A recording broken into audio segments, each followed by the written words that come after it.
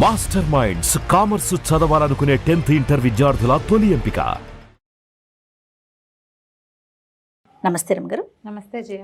కొంతమంది ఉంటారు రమ్మగారు, నేను దేవుణ్ణి చూడాలి, నిజంగా దేవుడు ఉన్నాడా, లేకపోతే ఏది సాధ్యం కాదో అంటే మన కంటికి కనిపించదో మనం చూడలేకపోతామో దాన్ని లేదు అని క్రియేట్ చేస్తారు.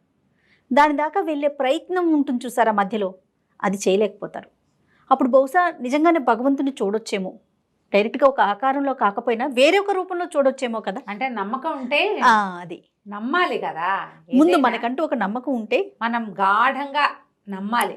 ఫర్ ఎగ్జాంపుల్ వినాలి. హాస్పిటల్కి వెళ్తారు, ఒక డాక్టర్తో ఏదో మెడిసిన్ తీసుకుంటారు, తగ్గిద్దో తగ్గదో ఏమవుతుందో అని అనుకుంటే అసలు ఆ మందు ఎలా పనిచేస్తుంది? మందు వాడుతూ ఉంటారు కానీ నమ్మకంగా ఉండదు. కానీ ఆ మనిషి మీద నమ్మకం ఉంటేనే కదా మనకు అది పని చేసేది కదా రమ్మగారు. ఎప్పుడు అలాగే ఉంటుంది. మనం ఏదైనా విషయం చెప్పేటప్పుడు మనం ఎంత గాఢంగా దాన్ని నమ్ముతున్నాం అనే దాన్ని బట్టి. ఇప్పుడు భగవంతుడి కథలు చెప్తాం, వింటారు, మనమే చెప్తాం. అవును, చెప్పేవాడికి ఒక నమ్మిక ఉండాలా? వినేవాడు నమ్మకంతో వింటాడు, విన్నవాడు నమ్మకంతో వింటాడు. అవును, వాడు దాన్ని చూడగలుగుతాడు. చెప్పేవాడికి కూడా ఆ నమ్మకం ఉండాలి. కొన్ని భక్తి కథలు, పారమార్థ కథలు భలే విచిత్రంగా ఉంటాయి జయ. పూర్వం అంటే మధురా నగరం అంటే ఎక్కడ? బృందావనం, మధుర. అక్కడ మధురలో ఒక సంపన్నుడి ఇంట్లో ఏకాదశి నాడు కథాకాలక్షేపం జరుగుతుందట. కథాకాలక్షేపం అంటే ఏకాదశి నాడు రాత్రి తెల్లవార్లు మెలకుగా ఉండాలి. అయితే ఆ పూట ఒక ఆయన భాగవతం చెప్తున్నారు, భాగవత గాథలు. అయితే అదే సమయానికి ఇంతమంది సంపన్న గృహస్థు, ఇంట్లో ఇల్లంతా వెలుగు, చాలా మంది జనాలు చేత బయట బళ్ళు గిళ్ళు ఉండేసరికి ఒక దొంగవాడు, భగత్ అతని పేరు, ఆ భగతుడు అనే దొంగ ఆ ఇంట్లోకి ప్రవేశించాడు. ప్రజలంతా చాలా ఉత్సుకతతోటి తదేక ధ్యానంతో భాగవత కథలు వింటున్నారు. ఈ దొంగవాడు వస్తువులు ఏమేమినే సంగ్రహం చేయటం కోసం చూస్తూ వాడు కూడా ఈ కథ విన్నాడు. ఆ కథలో ఆయన ఏం చెప్తున్నాడు? యశోదాదేవి పిల్లలిద్దరిని నిద్ర లేపింది. ఒకడు నల్లవాడు, ఒకడు ఎర్రవాడు. నిద్ర లేపింది. అక్కడి నుంచి బాలకులంతా వచ్చారు. గోపబాలుడంతా చక్కగా తయారయ్యి సద్దెన్నాలు పట్టుకుని వాళ్ళకి తగిన నగలు ధరించి అందంగా అలంకరించుకుని గోవులు తోలుకుంటూ కృష్ణుణ్ణి బలరాముణ్ణి పిలుస్తున్నారు. రండి రండి, మీరు రాకపోతే దేవాలయం గోవులు నడవు. కృష్ణ, నువ్వు రాకపోతే ఎట్లా? నువ్వు మురళి పోదకపోతే కుదరదు.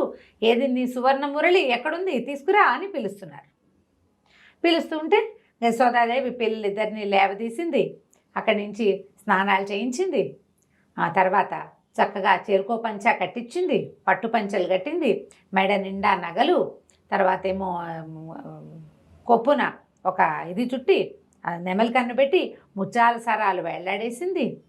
దగదగాయమానంగా ఉన్న నగలతోటి కృష్ణుడు బలరాముడు వెలిగిపోతున్నారు.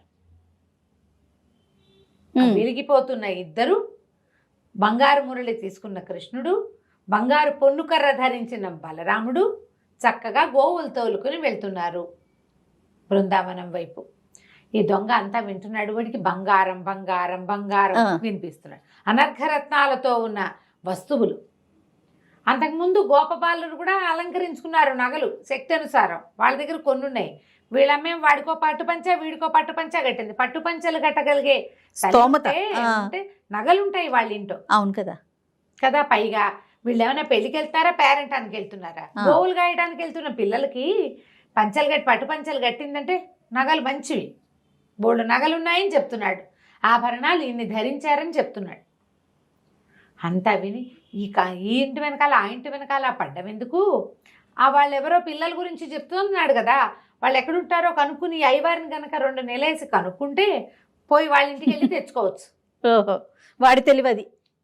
విన్నాడు విన్నాడు విన్నాడు మధ్య మధ్యలో కథలోకి వెళ్ళిపోతున్నాడు, ప్రవాహంలోకి.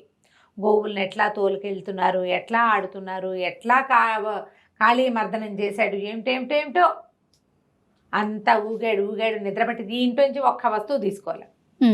కాస్త కునుకు పట్టేసరికల్లా 3:30, 4 అయిపోయింది. సరే లేచాడు. 4 అయ్యేసరికల్లా అయ్యవారు కూడా లేచి బయలుదేరాడు. అయిపోయింది కదా, తెల్లవారిపోయింది కదా. అక్కడి నుంచి ఈ దొంగ భగతుడు ఏం చేశాడు? అయ్యవారు నడిచిపోతుంటే ఆయన వెనకాల పడ్డాడు. ఆయన 2-3 సందులు తిరిగి ఇంట్లోకి వెళ్ళంగానే ఈ దొంగ కూడా వాళ్ళ ఇంట్లోకి పోయాడు. ఏమండి అయ్యగారు, మీరు ఇందాక చెప్తున్నారే మరి వాళ్ళెవరో ఇద్దరు పిల్లల గురించి బోళ్ళు నగలు పెట్టింది వాళ్ళమ్మ, పట్టుపంచలు కట్టిందన్నారు, ఒకడికి బంగారం మురళి ఉందన్నారు, ఇంకోటికి బంగారపు పొన్ను కర్ర ఉందన్నారు. ఆ కర్ర మురళి తెచ్చుకున్నా మన బతికెళ్ళిపోతుంది. వాళ్ళు ఎక్కడున్నారు, ఆ దారి ఏమిటో, వాళ్ళ ఇంటికి వెళ్ళే దారి ఏమిటి, పోనీ వాళ్ళు వెళ్ళే దారి ఏది, వాళ్ళు ఏ దారిలో వెళ్తారు. ఇంటికి వెళ్తే బాగోదు, పెద్దవాళ్ళంతా చూస్తారు, మళ్ళీ గొడవ అవుతుంది. దారిలో వాళ్ళని ఎక్కడో చోట దారికి వచ్చి పట్టుకుంటా, ఆ పిల్లలు ఎక్కడుంటారు, ఎక్కడికి వెళ్తున్నారో చెప్పండి అన్నాడు. ఈయన నిర్ఘాంతపోయాడు. ఏమిటి పురాణ పురుషుల్ని ఎక్కడుంటారని చెప్తాము, అదే కదా. సరే ఈయన ఏమన్నాడు, బృందావనం ఉంది కదా అక్కడ ఉంటారన్నాడు. బృందావనం వెళ్తున్నారు వాళ్ళు. బృందావనంలో వెనక్కి తాటితోపులు ఉన్నాయి కదా, అక్కడికి గోవులు కాచుకోవడానికి వెళ్తారు అని ఆ పిల్లలిద్దరూ అని చెప్పబోయాడు. అవన్నీ చెప్పకండి, వాళ్ళు ఎక్కడికి వెళ్తారో చెప్పండి, వాళ్ళు మిగిలిన కథ అంతా నాకు అక్కర్లేదు. నాకల్లా నగలు ధరించినటువంటి ఇద్దరు అబ్బాయిలు, ఒక నల్లవాడు ఒక ఎర్రవాడు, వాళ్ళే కావాలి. మిగిలిన వ్యవహారం వద్దు, మిగిలిన వాళ్ళంతా వద్దు మనకి. వీళ్ళ దగ్గరే బోళ్ళన్నాడు. ఇంతకీ వాళ్ళకి ఏమేమి వేసుకుంటారు, వాళ్ళ ఒంటి మీద ఏమేమి నగలు ఉంటాయంటే ఈయన మెల్లిగా పుస్తకం తెరిచాడు. తెరిచి వీళ్ళకి చేతులకి ఇవి ఉంటాయి, కేయూరాలు ఏమంటారు దాన్ని, మన కంకణాలు, చేతులకి 2 చేతులకి కంకణాలు. అక్కడి నుంచి వేళ్ళకి ఉంగరాలు ఉండి, ఉంగరాల నుంచి కంకణాలకి గొలుసులు ఉంటాయి. చిన్నపిల్లలు కదా, ఉంగరాలు పడిపోతాయి, అందుకని దీని నుంచి దీనికి గొలుసులు. అక్కడి నుంచి దండ కడియాలి, పైకి కడియాలు ఉంటాయి. ఆ కడియం కాకుండా ఇట్లా కుచ్చు ముడేసేది వెనకాల కడతారు. అక్కడి నుంచి ఈ కొప్పు వేస్తారు కదా, కొప్పుకి ముత్యాలు వేళ్లాడుతూ ఉంటాయి. చెవులకి కుండలాలు ఉంటాయి, మకర కుండలాలు ఇద్దరికి. మెడలో పైకి ఒక మాలుండి, కిందకి నల్లబ్బాయికి కౌస్తుభమణి ఉంటుంది, ఇంత మణి నల్లవాడికి ఉంది, వాడి కుండల మీదే ఉంటుంది అది. పొడుగాటి ముత్యాల హారాలు.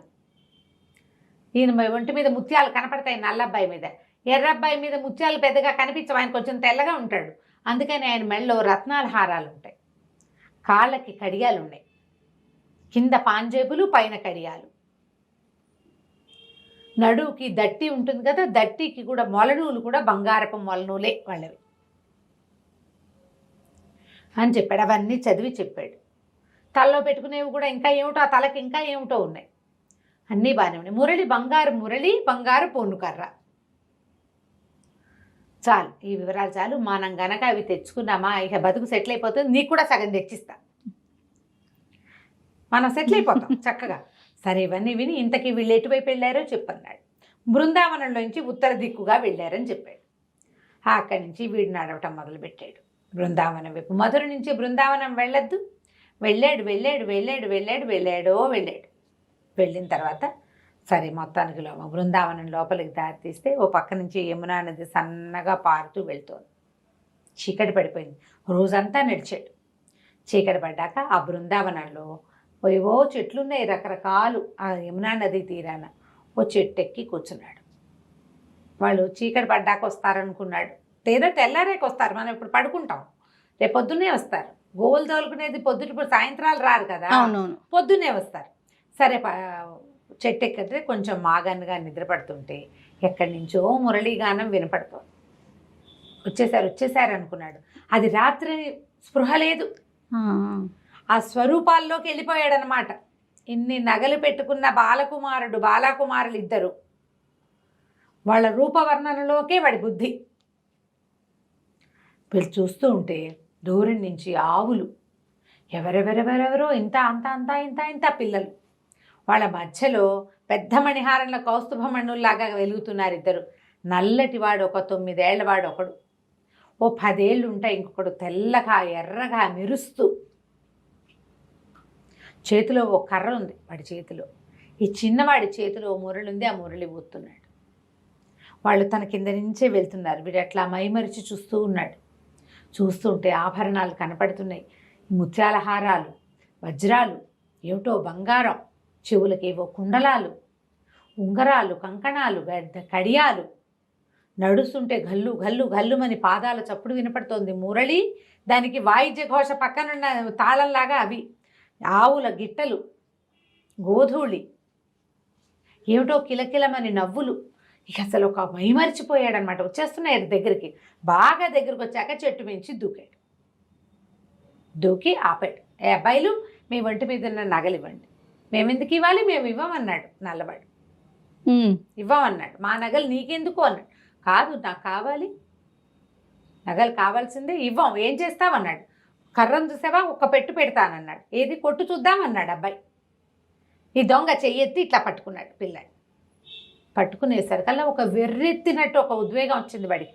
స్పర్శ తగిలేసరికి, ఆ కృష్ణ స్పర్శ తగలంగానే వాడికి ఒళ్ళు జిగేల్మంది అనమాట. లోపల ఏదో వాడికి అప్పటిదాకా ఏముంది, ఈ వర్ణనలో ఒక మైమరుపు, చూసేసరికల్లా ఇంకో దాంట్లోకి వెళ్ళిపోయాడు.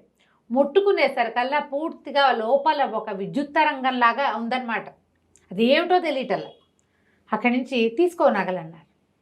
ఇవన్నీ ఎట్లా పట్టుకెళ్ళను నేను అంటే, ఇదిగో పై బట్టని ఏం చేశాడు, దుప్పటి ఉంది వాళ్ళ భుజాల మీద, ఎక్కడైనా పరుచుకుని కూర్చోవటం కోసం కమ్మళ్ళు వేసుకొస్తారు, ఒక దుప్పటి లాంటిది, ఓ దుప్పటి పరిచారు. మొత్తం ఇద్దరు నగలన్నీ తీసి అందులో పోసారు.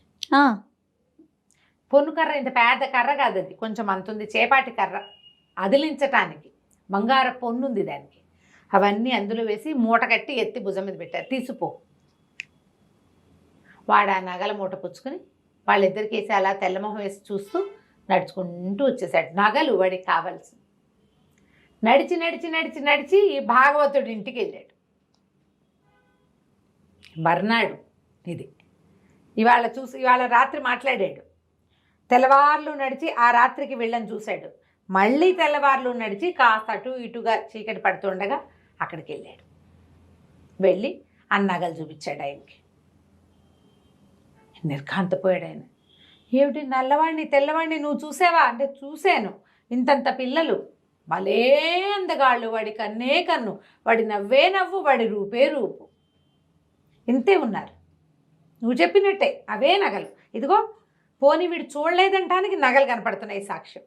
బంగారపు మురళి, మిగిలిన వస్తువులు ఎవరి దగ్గర ఉంటాయి, ఒక మణి, అవి ఎంత ఖరీదు ఉంటాయని మొదట అడిగితే ఆయన కోట్లు చేస్తాయన్నాడు. అవన్నీ దగదగలాడుతూ కనపడుతున్నాయి. ఏది ముట్టుకున్నా ఒళ్ళు జల్లు జల్లు మనిపోతుంది.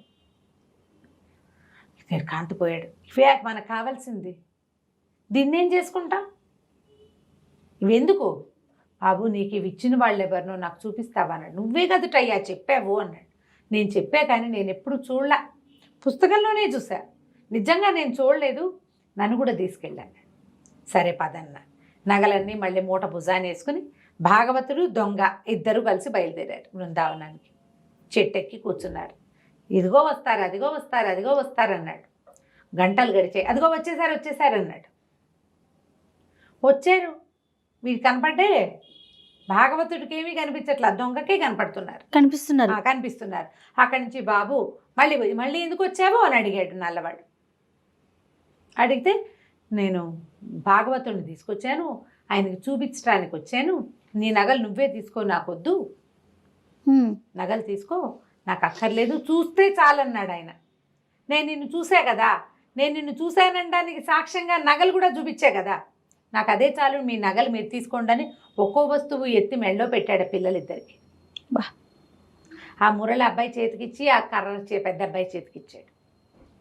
ఈ లోపల గోల్మని ఏడ్చాడు భాగవతోత్తముడు. నాకు ఏమీ కనిపించట్లేదు, నేను ఎవరిని చూడలేకపోతున్నా, నువ్వెవరితో మాట్లాడుతున్నావో నాకు తెలియటం లేదు అని. పాపం ఈ దొంగ అడిగాడు, నువ్వు కనిపించట్లేదు అంటే, సరే నా చేయి పట్టుకుని నువ్వు భాగవతుడు చేయి పట్టుకో అని చెప్పాడు కృష్ణుడు. పిల్లవాడు చేయి పుచ్చుకున్నాడు దొంగ. వాడిలోంచి ఒక అనంత విద్యుత్ ప్రవాహం ఆ భాగవతుడి చేతిలోకి వెళ్ళింది. అప్పుడు ఆయనకు ఆ జ్ఞాన నేత్రం తెరుచుకుని ఈ వ్యక్తుల్ని చూడడం మొదలుపెట్టాడు. జగన్మోహనాకారుడుగా ఉన్న పిల్లాడు కృష్ణుడు, అంతకు దీటైన రూపంతో ఎర్రగా తెల్లగా మెరిసిపోతున్న బలరాముడు, అశేషమైన గోసంపద, ఎంతమందో గోపాలకులు, విపరీతంగా నగలు ధరించిన ఆ పిల్లలిద్దరిని చూశారు కల భాగవతోత్తముడు నేల మీద పడిపోయాడు సాష్టాంగం. ఈ దొంగకి దండం పెట్టడం తెలియదు. వాడు ఆ సౌందర్య ప్రవాహంలో పడి కొట్టుకుపోతున్నాడు. వాడు భాగవతుడు చెప్తూ ఉంటే అది విని విని విని బుర్రకెక్కించుకున్నాడు. నిజంగా ఇట్లాంటి ఆకర్ణాంత దీర్ఘనేత్రాలున్న ఒక పిల్లవాడు, నల్లటివాడు, ఇన్ని నగలు ధరించిన వాడు, అన్నయ్య సహాయంగా ఉన్నవాడిని నమ్మాడు, నమ్మి చూడగలిగాడు. ఇలా ఉంటాడని చెప్పిన వాడు కథ చెప్తున్నాడు కానీ విషయం లేదు బుర్రలో. ఎప్పుడైతే నగగట్టు చూశాడో అప్పుడు అతనికి తెలిసింది తను నోటితో చెప్తున్నది నిజంగా ఉన్నది అని. అది సీపవ్వలేదు లోపలికి, ఇంకాలు కదా. ఇవి పురాణ పురుషులు, వీళ్ళు కిందటి యుగంలో ఉన్నారు, ఇప్పుడు లేరు. ఇప్పుడు ఉండరు. ఇప్పుడు కూడా ఉన్నాడని నువ్వు నమ్మితే కదా నీకు కనపడేది. నమ్మిక లేనిదే ఎట్లా కనపడుతుంది ఏదైనా? ఇక భాగవతుడు సాష్టాంగ పడిపోయాడు. దొంగ కూడా ఓ దండం పెట్టాడు. ఎప్పుడైతే కృష్ణ పాదాలు ముట్టుకున్నాడో వెంటనే వీళ్ళు మాయమైపోయారు. ఏమీ కనపడలే అక్కడ. ఇద్దరు నడిచి వచ్చారు. అప్పటి నుంచి భాగవతోత్తముడు పరమభక్తుడయ్యాడు, దొంగ పరమభక్తుడైపోయాడు. వాళ్ళిద్దరూ కలిసి ఆ బృందావనంలోనే ఎంతకాలమో భగవంతుని గాథలు కీర్తనలు ప్రజలకి తెలియజేస్తూ ఉన్నారు. నమ్మిక ఉంటేనే మనం భగవంతుణ్ణి చూడగలం. నోటితో గంటల తరబడి చెప్పినా సరే ప్రయోజనం లేదు. ఏ పనైనా అంతే కదా రమ్మగారు, నమ్మకంతో ఉంటేనే చేయగలుగుతాం, సాధించగలుగుతాం. అంతే. బా ఎంత అద్భుతంగా ఉందో రమ్మగారు. అలా ఇన్వాల్వ్ అయిపోయాం మొత్తం. చూడండి, పిన్ డ్రాప్ సైలెంట్ అయిపోయింది. బా చాలా మంచి కదండి. నమస్తే రమ్మగారు. సుమన్ టీవీలో మీ పర్సనల్ అండ్ బిజినెస్ ప్రమోషన్స్ కోసం కింది నెంబర్కి కాంటాక్ట్ చేయండి.